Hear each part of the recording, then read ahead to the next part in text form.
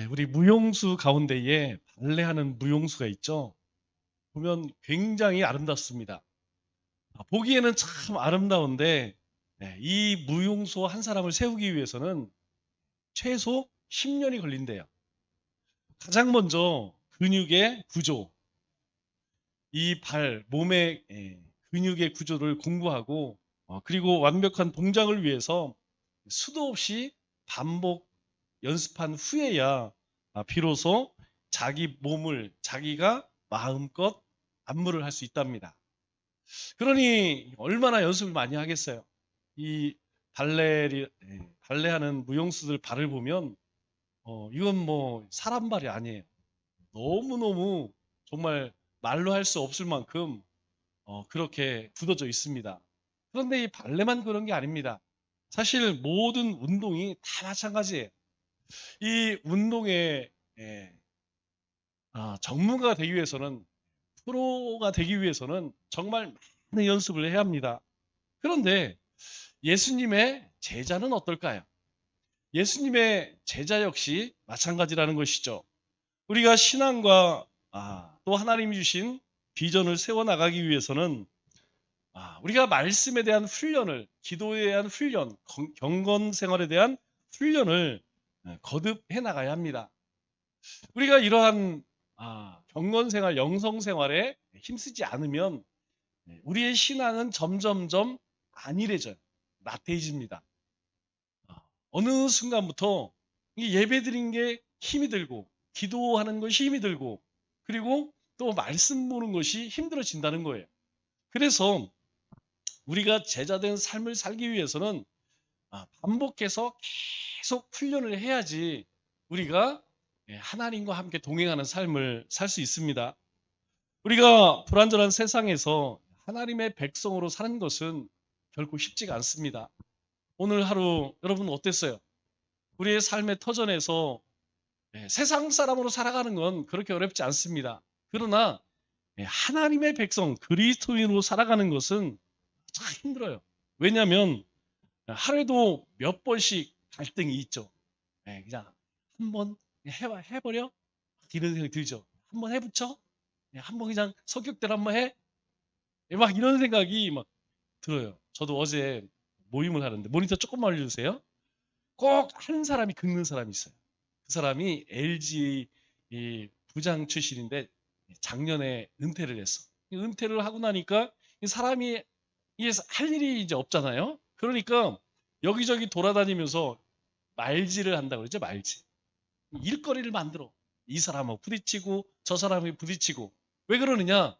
이게 자꾸 심심하니까 다른 사람들 염장을 살살 긁습니다.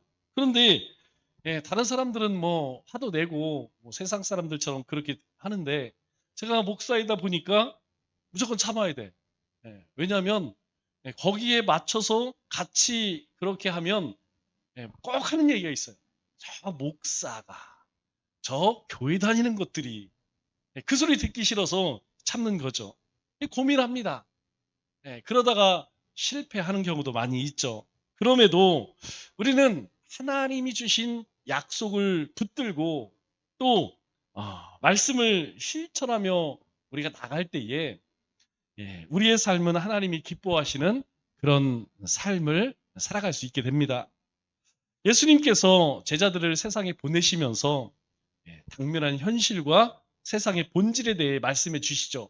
16절 말씀, 우리 지난주 나눴던 말씀 가운데에 예수님이 이렇게 말씀하십니다. 즉, 이 제자들에게 전도 지침을 주면서 너희가 세상에 나가면 맞닥뜨려야 할 현실은 어떤 것이냐? 양을 이리 가운데 보냄과 같도다. 이렇게 이야기해요. 그러니까 세상은 이리와 같다는 것입니다. 순진한 양이 이 세상에 나가면 이 세상에 잡아먹히기 아주 좋다는 거예요.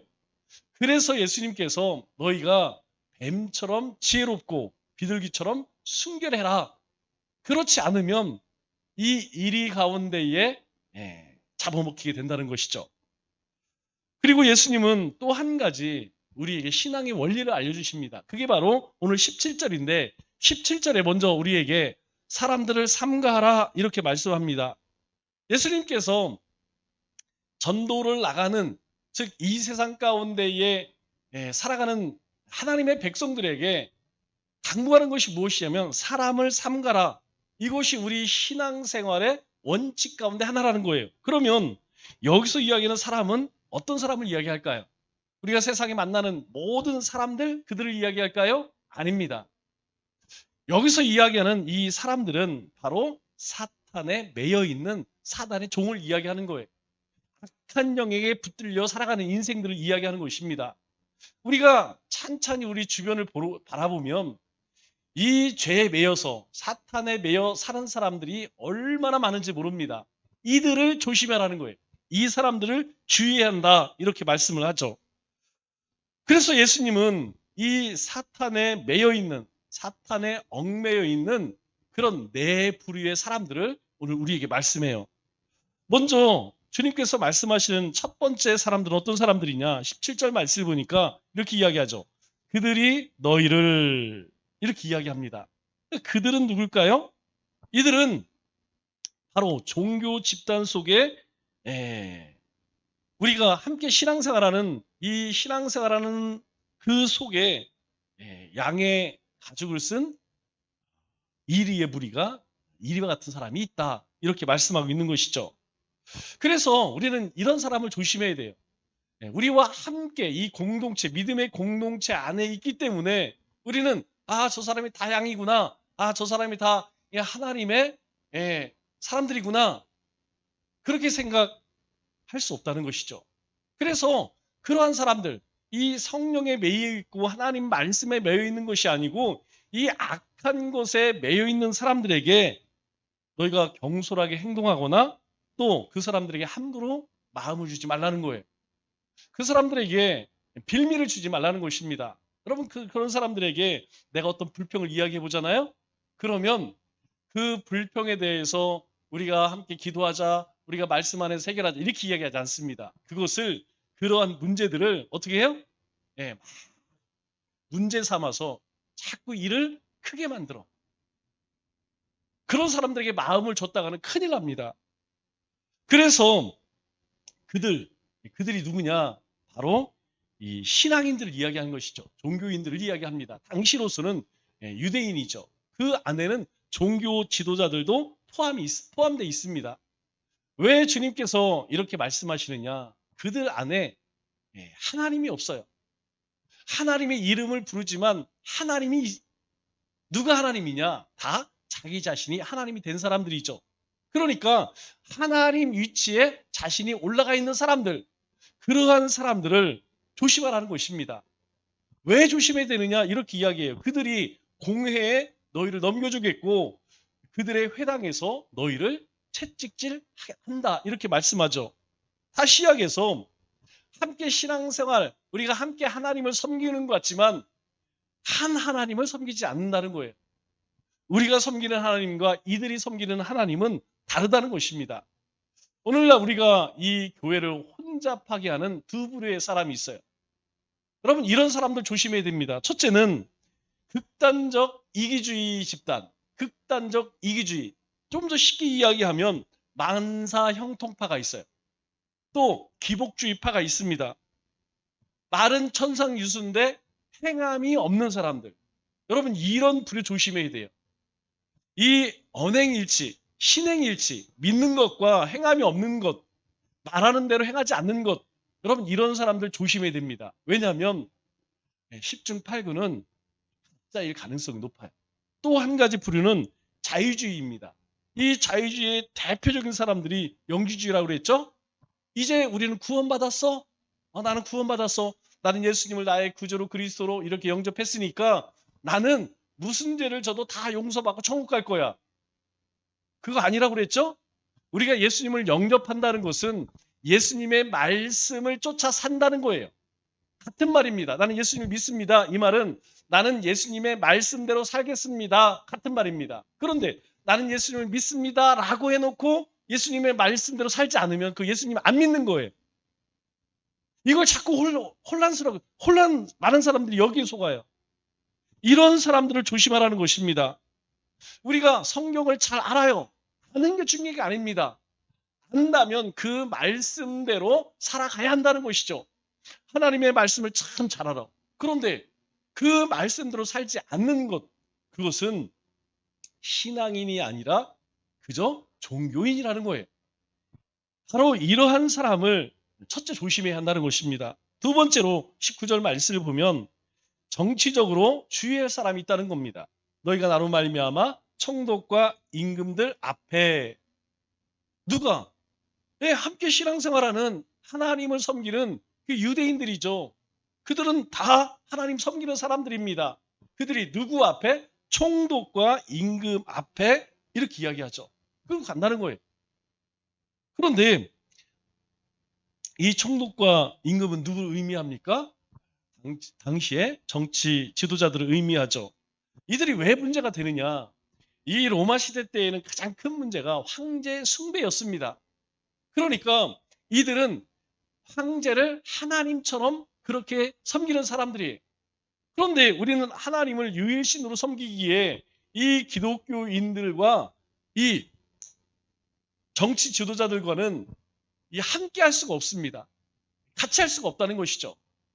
우리가 그들의 요구대로 황제를 섬길 수도 없고 그들은 저들이 하나님을 섬긴다고 하여서 그리스도인들을 받아줄 수도 없는 것이죠. 그렇기 때문에 핍박할 수밖에 없는 거예요. 예수님께서 십자가에 돌아가시는 과정을 보면 잘합니다. 먼저 예수님을 고소한 사람이 누구죠? 종교인들입니다.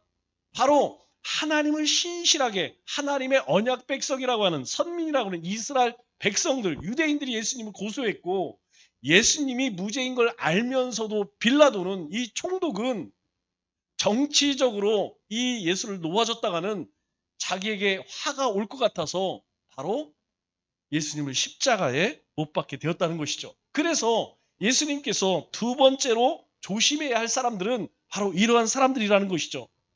우리가 이게 왜 중요하냐면 오늘날도 그리스도인들은 정치적 투쟁을 위해서 부름받은 게 아니라는 거예요.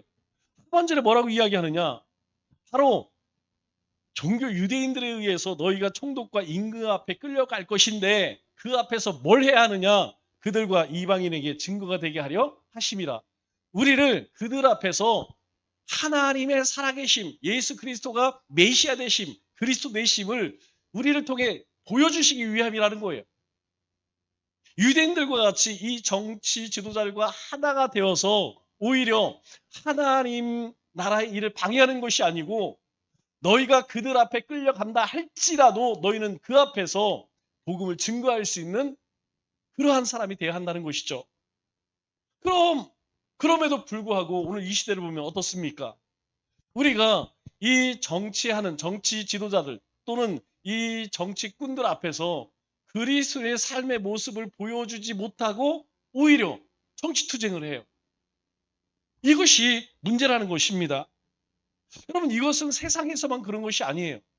우리 교회 안에서도 우리가 볼 때 정치하는 사람이 없다 이렇게 생각하죠. 여러분 정치는 다른 게 아닙니다. 같은 말을 반복하는 사람들 조심해야 돼요. 왜냐하면 같은 말을 반복하는 것은 선동의 목적이 있습니다. 즉 뭐가 하나 마음에 안 들어. 그러면 이거 문제가 있으니까 이거 우리가 이렇게 고치자. 여러분 그건 문제가 되지 않습니다. 그런데 그 문제를 가지고 이 사람한테도 얘기하고 저 사람한테 이야기하고 왜 그럴까요? 자신이 이야기하는 것에 동조해 달라는 것이죠. 동조해 주면 힘이 모읍니다. 힘이 모여지면 그 힘을 어딘가에 나타내려고 하죠. 이거 조심하라는 것입니다. 우리가 세상에서도 마찬가지예요. 세상에서 세력을 모으는 것. 왜 세력을 모을까요? 힘을 모으는 것이죠. 뭔가 자신의 뜻을 관철하기 위해서. 그러면 왜 예수님 그렇게 하지 않았을까요? 예수님께서 마음만 먹으시면 예수님을 따랐던 수많은 무리들, 예수님에 의해서 고침받고 회복되었던 사람들, 그 사람들을 선동해서 힘을 모아서 얼마든지 그 위기를 예수님도 모면할 수 있었어요. 그런데 예수님은 그렇게 하지 않습니다. 마지막 기도하실 때로 내 원대로 마옵시고 아버지의 원대로 하옵소서 하나님의 뜻을 쫓아갔다는 것이죠. 우리가 항상 조심해야 할 것이 왜 이런 사람들을 조심해야 되느냐? 왜 이런 정치하는 사람들을 조심해야 되느냐? 바로 거기에 있다는 거예요. 세상을 의지하면 사람의 힘을 의지하면 하나님을 의지하지 않습니다. 하나님 앞에 엎드리지 않는다는 것이죠. 하나님의 도우심을 구하지 않는다는 거예요. 그렇기 때문에 오늘 19절, 20절, 20절에 이렇게 이야기하죠. 그들 가운데에서 그들 가운데에서 너희가 하나님의 사람인 것을, 예수 그리스도가 복음인 것을 전해라. 그런데 그렇게 하는 것은 누구의 역사라는 거예요? 성령의 역사라는 것입니다. 그러면 그 성령이 누구 안에 있다는 거예요? 우리 안에 있다는 것이죠. 그렇기 때문에 예수님이 삼가하라고 한 그 사람들과 다투지 말라는 것입니다. 거기에서 목소리를 높이지 말라는 것이죠. 예수님께서 어떻게 이 정치꾼들을 이겼습니까? 예수님께서 이 정치하는 이 정치 저주자를 이기신 방법은 바로 의롭게 행하심에, 예수님께서는 죽음을 눈앞에 두셨지만 그들 앞에서 타협하지 않았다는 것이죠. 예수님께서는 무엇이 의로움인지 무엇이 진리인지를 그들 앞에 보심으로 어떻게 있습니까? 바로 승리하셨죠. 예수님이 십자가 달리셨을 때에 예수는 다 실패했다고 그렇게 생각했습니다. 그러나 예수님이 부활하심으로 인하여서 그 예수님을 십자가에 못 박은 사람들이 스스로 정죄케 되고 자신들이 무엇을 행했는지 깨닫게 되었던 것이죠. 그렇기 때문에 하나님을 의지하라는 것입니다. 이 성령, 이 성령님이 알게 하신다는 것, 그것은 곧 하나님께 해답이 있다는 것이죠. 하나님께 능력이 있다는 것입니다.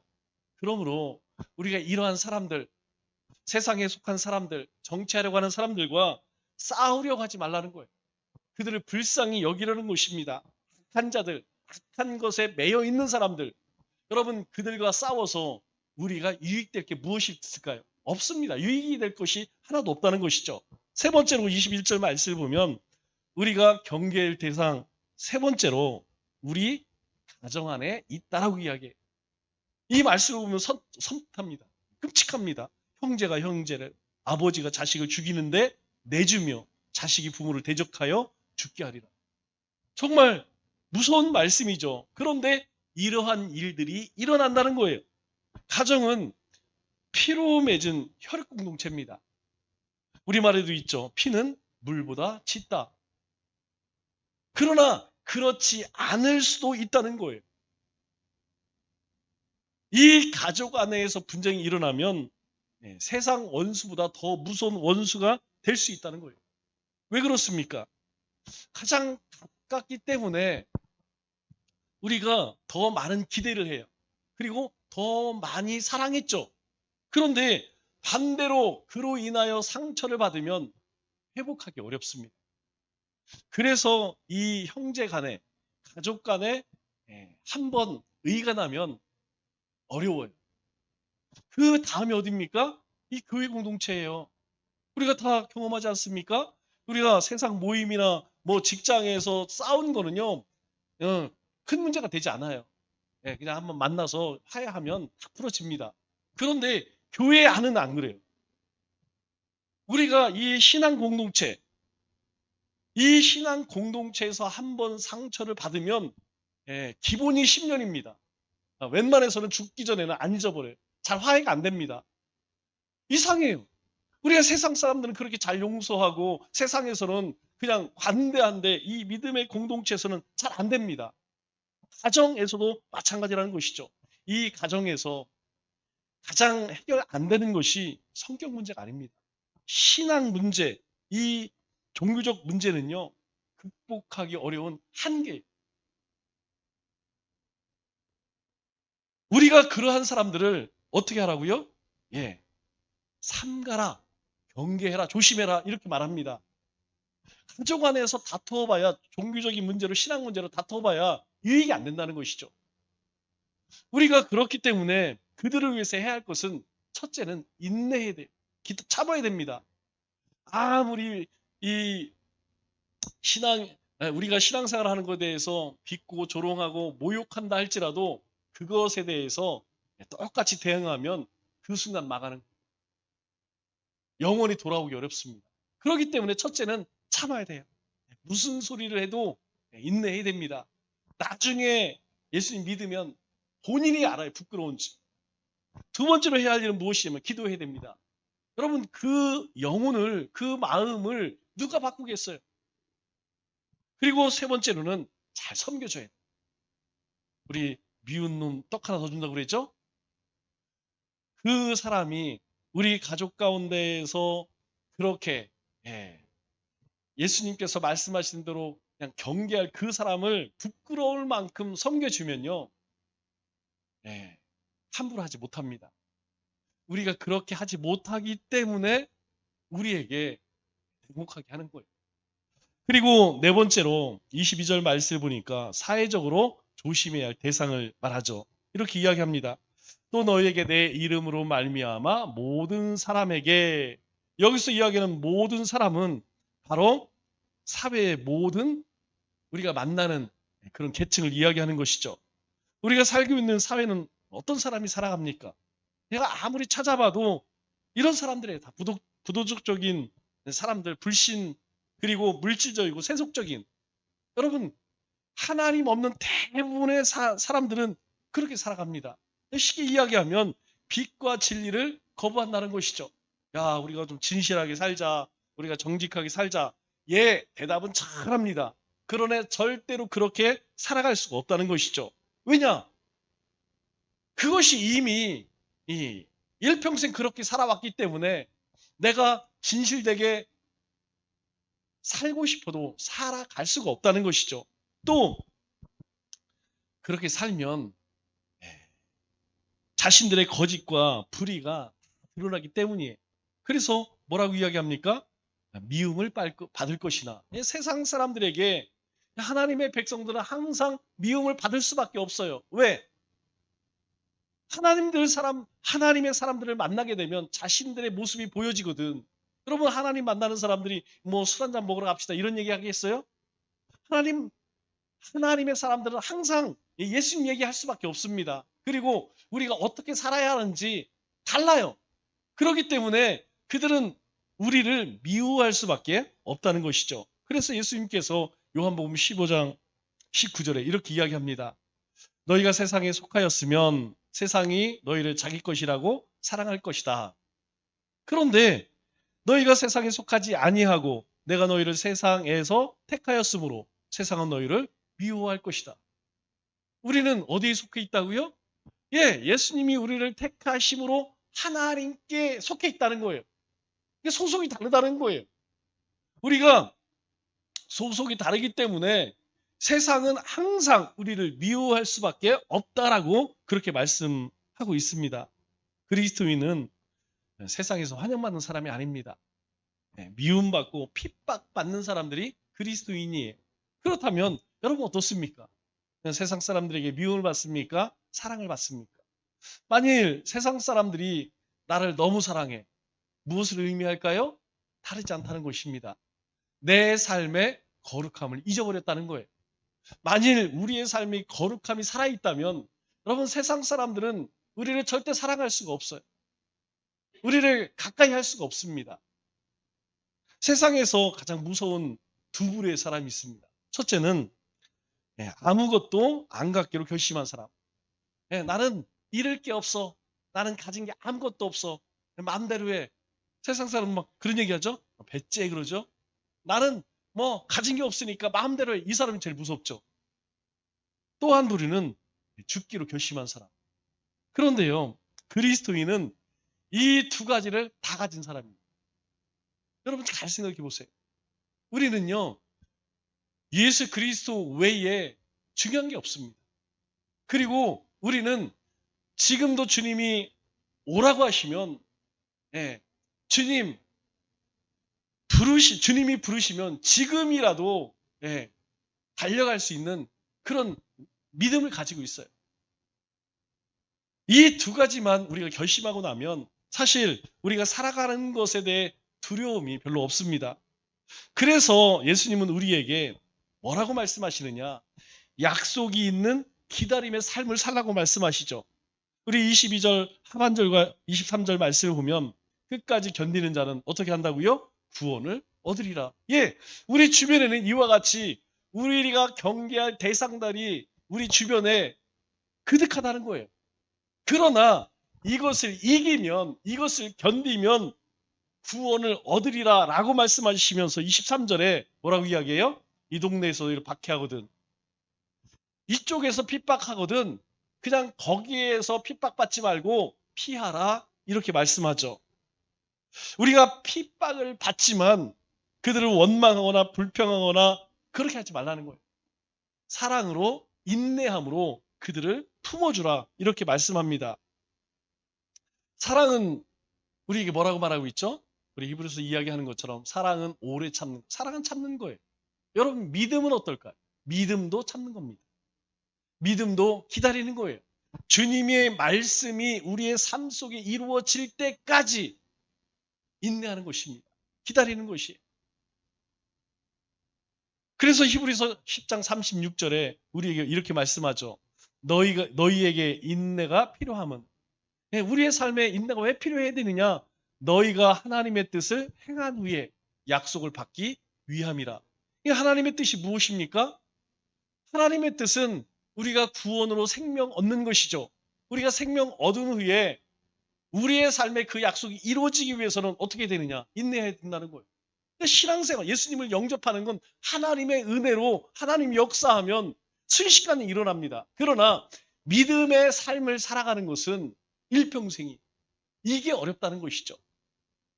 우리가 잠깐만 한눈 팔면 우리 주변에 이렇게 경계할 대상이 우리를 미혹하고 우리를 미워하고 핍박하고 우리를 넘어지게 만든다는 것입니다.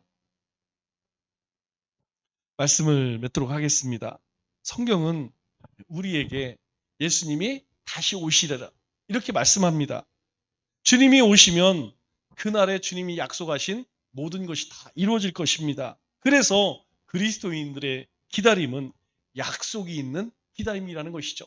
즉 우리가 하루하루를 살아가는 것은 하나님의 말씀이 우리의 삶과 이 땅 가운데 이루어지기를 소망하며 살아간다는 것입니다. 남은 3일도 주님의 다시 오심을 기다리며 주님의 사랑으로 또 용서로 세상을 변화시켜 나가는 우리 믿음의 권속들 다 되시기를 주님의 이름으로 축원합니다.